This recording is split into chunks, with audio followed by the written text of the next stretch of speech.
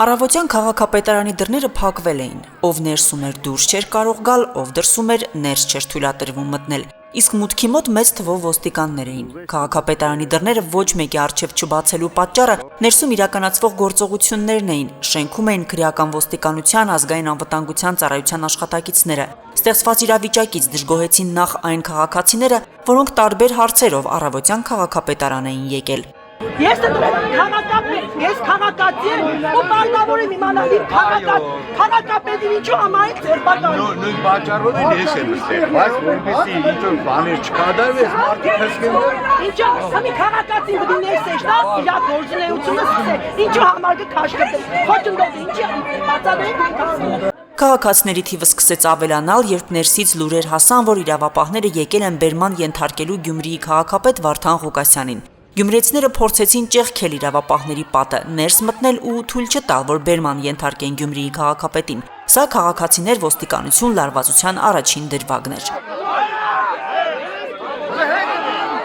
Պարբերաբար լարվում էր իրավիճակը, քաղաքացիների թիվն ավելանում էին նաև ոստիկանական ուժերը։ Հավաքված մարդիկ պաշարեցին քաղաքապետարանի մուտքը, տարածք բերվեցին նաև կարմիր բերետավորները։ Հավաքվածներին ոստիկանությունն իրազեկում էր նաև, որ նրանց գործողությունները չեն բխում հավաքների ազատության մասին օրենքից։ Մեր գործողությունները չեն բխում հավաքների ազատության մասին Հայաստանի Հանրապետության օրենքի սկզբունքներին։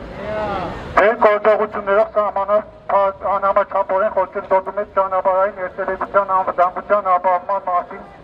Հայաստանի Հանրապետության օրենքի 23-րդ հոդվածով սահմանված այլոց իրավունքների եւ ազատությունների իրացմանը։ Ոստիկանությունը պահանջում է դուրս գալ ճանապարհի երթևեկելի մասին։ Կենտրոնական հրապարակում եւ շենքի մոտ հավաքված գյումրեցիները արգելում էին իրավապահ ուժերին դուրս գալ եւ իրենց հետ տանել քաղաքապետին։ Այդ ընթացքում Գյումրիի քաղաքապետը դուրս եկավ իր աշխատասենյակից եւ կոչով դիմեց աջակիցներին, հայտարարելով, որ պատրաստ է գնալ ոստիկանների հետ, բայց քաղաքացիները թույլ չտվեցին, որ նրան բերման ենթարկեն։ Բանը հասավ ոստիկանության ու քաղաքացիների միջև բախումների։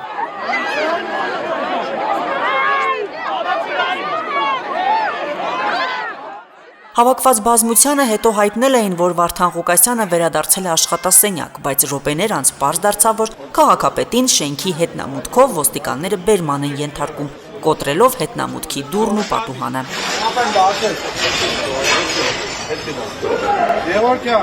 Վարդան Ղուկասյանին բերման ենթարկելուց հետո հայտարարություն է արել նրա առաջին տեղակալը, Վարդան Ղուկասյանի փեսան, Ավետիս Առաքելյանը։ Ուրեմն Գյումրու քաղաքապետարանը